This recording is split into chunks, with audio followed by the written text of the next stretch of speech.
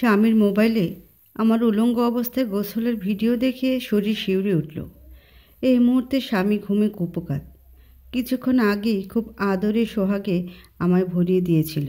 সেই লোকটা যে আমার উলঙ্গ ভিডিও বানিয়ে রেখেছে ভাবতেই পারছি না।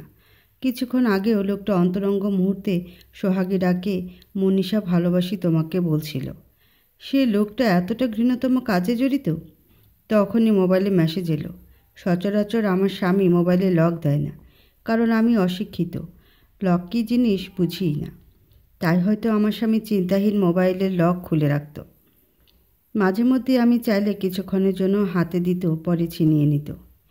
তার কাছ থেকে যেন আর মোবাইল না চাই, তার জন্য নতুন মোবাইল আমার হাতে দিল। স্বামী আমাকে নিজ হাতে চালানো শিখিয়েছে। আবারও মেসেজের ভাইব্রেশনে ধ্যানচ্যুত হলাম। নোটিফিকেশনে কোনো মেসেজ আসলে সেটা কেমনে দেখতে হয় শিখিয়ে দিয়েছিল আমার স্বামী। তার কথা অনুসরণ করে মেসেজ অপশানে চাপ দিলাম। এই কি দেখছি, আমার ভিডিওটা সে হিন্দু ধর্মের এক লোককে বিক্রি করেছে। গা গুলিয়ে বমি পেল আমার। মোবাইল হাতে নিয়ে ওয়াশরুমে গিয়ে গল গল করে বমি করে দিলাম। নিজের মুখ হাত ধুয়ে পুনরায় হিন্দু লোকটার সাথে আমার স্বামীর চ্যাট শুরু থেকে পড়তে লাগলাম। দেখেন ভাই, ভিডিওতে থাকা মাইয়ারে পাবেন না, কিন্তু ভিডিও দেখে উত্তেজিত হতে চাইলে বলতে পারেন। মাইয়াটার আরও সেক্সি লোকে ভিডিও এনে দিব। হিন্দু লোকটা আমার স্বামীর কথা রাজি হলো। সে রাজির রেশ ধরে আমার স্বামী আমার গোসলের ভিডিও দিয়ে দিয়েছে। ওয়াশরুম থেকে ধীর পায়ে হেঁটে বের হলাম। হাত থেকে স্বামীর মোবাইলটা পড়ে গেল টাইলসের উপর। এতে স্বামীর ঘুম ভেঙে যায়। আমার পায়ের নিচে মোবাইল দেখে বোধহয় সে বুঝে গেল যে ধরা পড়ে গিয়েছে। ছি, এ কোন অমানুষ! শয়তানকে বিয়ে করলাম। ঠাস করে গালে চড় লাগলো।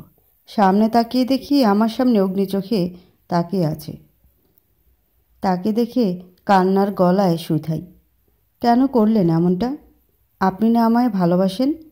কেউ কি তার ভালোবাসার মানুষের উলঙ্গ ভিডিও রেকর্ড করে পরপুরুষকে দেয়? বাবাদের পর স্বামী হয় বউয়ের ছায়াতল। সেখানে আপনি আমাকে ছায়াতলে নরকের জায়গা করে দিলেন। কেন করলেন বলেন, কেন? চিৎকার করে কেঁদে স্বামীর বুকে কিলঘুষি বসাতে লাগলাম। এক পর্যায়ে সে রেগে আমার উপর বেল্টের প্রহার করে বলতে লাগলো, তোকে আমি কখনো বউ হিসেবে মানিয়ে নেই। তুই হলি আমার ভোগের বস্তু মাত্র। রক্ষিতা, তুই আমার বুঝছিস? ঘৃণা করি তোদের মতো ছোট জাতকে। এমনিতে তোর শরীরের কোনো জায়গা বাকি নেই যেখানে আমি স্পর্শ করিনি। তাহলে সমস্যা কি সেই শরীর অন্য লোকের কাছে ভিডিও হিসেবে বিলিয়ে দিলে? জানিস তোর ভিডিও দেখিয়ে তাদের কাছ থেকে কত টাকা ইনকাম করেছি? 20 লাখ পাইছি, বুঝছিস? তাই তুই তোর মতো থাকবি, সুখে থাকবি, না হলে পচে মরবি। এতিম মাইয়া কোথাকার! অশ্রাব্য ভাষায় কথা বলে আমার স্বামী বিছানায় শুয়ে পড়ল। তার কথায় মনে পড়ল আমি অস্তিত্বহারা, পরিচয়হীন এতিম কন্যা।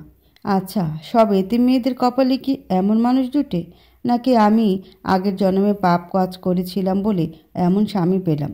শরীরে মায়ের ব্যথায় খুঁড়িয়ে খুঁড়িয়ে বিছানায় গিয়ে শুয়ে পড়লাম। বিছানায় আমার পাশে শুয়ে থেকেই আমার স্বামী প্রকাশ্যে আমার ভিডিও পরপুরুষের কাছে পাঠাচ্ছে। সেই সাথে কুকর্মের মাধ্যমে অবৈধ টাকা হাতিয়ে নিচ্ছি। নিজের স্ত্রীর ভিডিও বানিয়ে টাকা ইনকাম কি আদৌ সৎ কাজ? অসৎ কাজে মগ্ন আমার স্বামী। কার জন্য এত ত্যাগ স্বীকার করে সংসার সামলেছিলাম? কার জন্য শরীরের ঘাম ঝরিয়ে রান্নাঘরে ঘন্টা পর ঘন্টা রান্নায় মগ্ন ছিলাম? কার জন্য শরীরে সৌন্দর্যের সরঞ্জাম লাগিয়ে প্রদর্শন করতাম, যে কিনা আমার রূপে পাগল হয়ে সোহাগ যেমন করত পরপুরুষকেও দেখিয়ে উত্তেজিত করে টাকা হাতাতো? আজ বুঝলাম কেন আমার স্বামী প্রতিবার আমার ছবি ভিডিও করে মোবাইলে রাখত। জিজ্ঞেস করলে বলতো বউর স্মৃতি রাখা স্বামীর কাছে ভালোবাসার দায়িত্ববোধ। শুনে আপ্লুত হতাম। আজ সব মিটে গেল মন থেকে। 7 দিন পর থানায় বসে আছি। চারপাশের লোকজন ছি ছি করছে। কেন, আমি কি দোষ করলাম? আমার ভিডিও ভাইরাল হয়েছে বলেই কি আমি দোষী? নাকি নিজের স্বামীকে ভিডিও ভাইরাল করার জন্য নিজ হাতে হত্যা করেছি বলে দোষী হয়ে পড়লাম? মহিলারা এসে আমার পক্ষপাতিত্ব করলো। এতে আমার কি যায় আসে? জীবন তো থেমেই গেল। কলঙ্ক লেগেই তো গেল শরীরে। মোছনের যে উপায় নেই। রাতের 3টায় থানায় এক অফিসার চুরি চুপে ঢুকলো। আমার দিকে কুদৃষ্টি দিয়ে বলল, দেখ ছেমরি, তোকে বের হতে সাহায্য করব, তার আগে শরীরটা একটু ছুঁতে দে।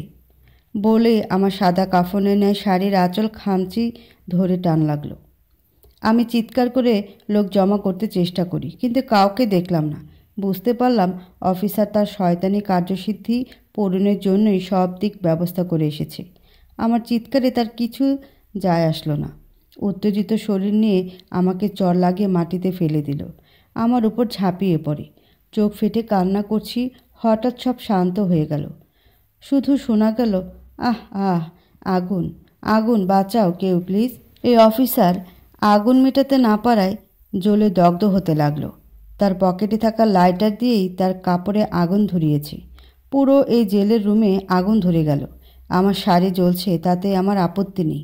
মরে গিয়েই শান্তি, না হলে এই পাপিত সমাজ আমায় বাঁচতে দিবে না। সকলের আড়ালে লুকায়িত শয়তান ঠিক এসে ঝাঁপিয়ে পড়তে চাইবে। বড্ড নোংরা এই সমাজ, বড্ড নোংরা।